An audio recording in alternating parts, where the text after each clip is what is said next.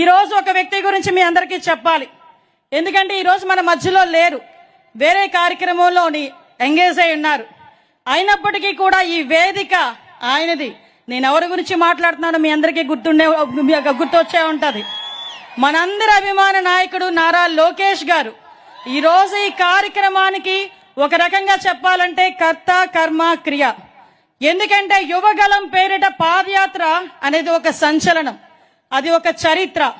ఎందుకు చెప్తున్నానంటే పాదయాత్ర చాలా మంది నాయకులు చేశారు, కానీ చిన్న వయసులో పాదయాత్ర చేస్తూ ప్రజా సమస్యల మీద ఒక అవగాహనే కాకుండా అదే పాదయాత్రలో ప్రజా సమస్యల మీద పరిష్కారాన్ని ఎత్తుక్కొని యువగలం పేరిట చాలా మంది తల్లిదండ్రులు ఆయన దగ్గరకు వచ్చి నా బిడ్డకు ఒక ఉద్యోగం ఇవ్వండి, చదువుకొని కొన్ని సంవత్సరాలుగా ఖాళీగా ఉన్నాడు, కూలి పని చేసుకొని నా బిడ్డను చదివించుకున్నాను, అటువంటి బిడ్డకి ఉద్యోగాన్ని ఇవ్వండి అంటే ఆ ఉద్యోగం ఇచ్చే బాధ్యత మా కూటమి ప్రభుత్వం తీసుకుంటుందని 20 లక్షల ఉద్యోగాలకి ఆ రోజు ప్రామిస్ చేసి చెప్పినట్టుగానే ఆ రోజు మెగా డిఎస్సి మీద మొదటి సంతకం పెట్టించిన మహానాయకుడు మనందరి అభిమాన నాయకుడు నారా లోకేష్ గారు.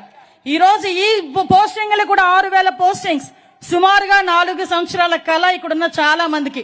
ఎందుకనంటే ఇందాకే వచ్చినప్పుడు సార్ అదేవిధంగా పవన్ కళ్యాణ్ సార్ అన్నారు అందరి మొహంలో నవ్వు కనిపిస్తుందంటే నేను చెప్పాను సార్ సుమారుగా 4 సంవత్సరాల కళ సార్.